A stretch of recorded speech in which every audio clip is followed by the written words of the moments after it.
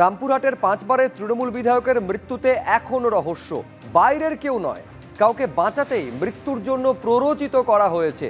নাম না করে আশিস বন্দ্যোপাধ্যায়ের ভাইপোর ভূমিকায় প্রশ্ন তুললেন তৃণমূল নেতা। আশিস বন্দ্যোপাধ্যায়ের ভাইপোর ভূমিকা নিয়ে প্রশ্ন তুলছেন সৈয়দ সিরাজ জিম্মি।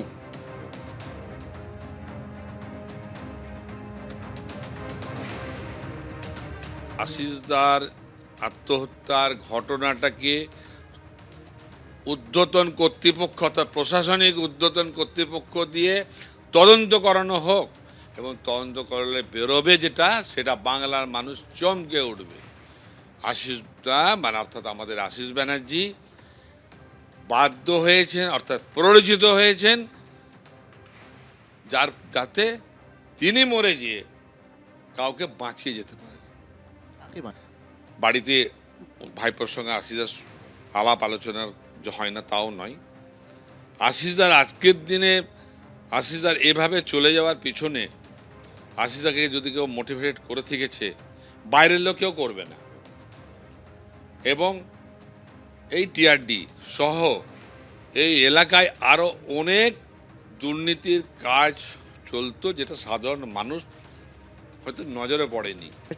তৃণমূলে আশিস বন্দ্যোপাধ্যায়কে একটা পদ দেওয়া হয়েছিল, তিনি সেই পদটা হঠাৎ করে ছেড়ে দিলেন, দিয়ে তারপর দেখা গেল যে 21শে জুলাই তিনি ঋতব্রতদের সঙ্গে যাচ্ছেন।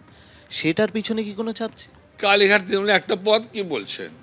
আশিসদা সারা জীবন সব পদই তো মমতা দিয়েছেন।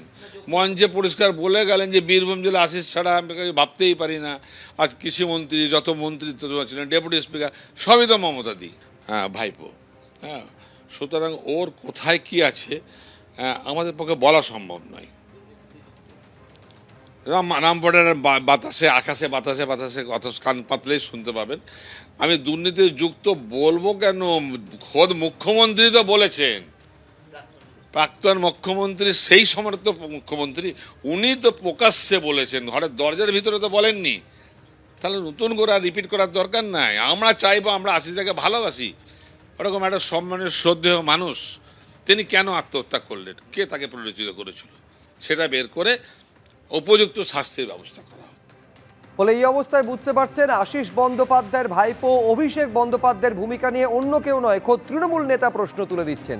অভিষেক বন্দ্যোপাধ্যায় অর্থাৎ আশিস বন্দ্যোপাধ্যায়ের ভাইপো, তিনি কি বলছেন দেখুন। রাজনৈতিক উত্তরাধিকার যেটা বলা হয় যে বীরভূমে আপনি পুরোটা থাকতেন, এই ঘটনা যেটা ঘটলো কি কারণ থাকতে পারে? দেখুন, রাজনীতি আমার করার সেরকম সময় ছিল না। আমি সারাদিন ওকালতি নিয়ে ব্যস্ত থাকতাম, তাও জেঠুর সঙ্গে যেটুকু ঘরে সময় দেওয়ার দিতাম। আমাদের কার কি গেল জানি না, তবে আমাদের গার্জেন হারালাম। আমরা আমাদের ঘরের বট গাছ হারালাম, যাকে নিয়ে আমাদের গর্ব ছিল, অহংকার ছিল। আমরা কেউ কি ওনাকে মেলাইন করেছে? জেঠু এত চাপা ছিল, কিছু বুঝতে দিল না। শুধু মাঝে মধ্যে বলতো, শেষ বয়সে আমাকে এই কলঙ্ক দিচ্ছে রে। কারা দিচ্ছে, কি কলঙ্ক? তা বলতো না, সেই কথাটুকুই শুধু সুইসাইড নোটে লিখে গেছে, আর কিচ্ছু বলেনি। এই যে টিআরডি এর দুর্নীতির কথা বলা হচ্ছে, তাতে তো ওনাকে কোনো জানে যে জেঠু এক পয়সার কোনোদিন দুর্নীতি কোনো কিছুর সঙ্গে যুক্ত থাকার মতো মানুষ ছিল না।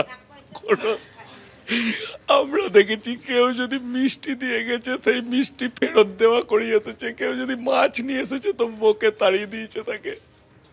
আমাদের কোনো কিছুর অভাব নেই।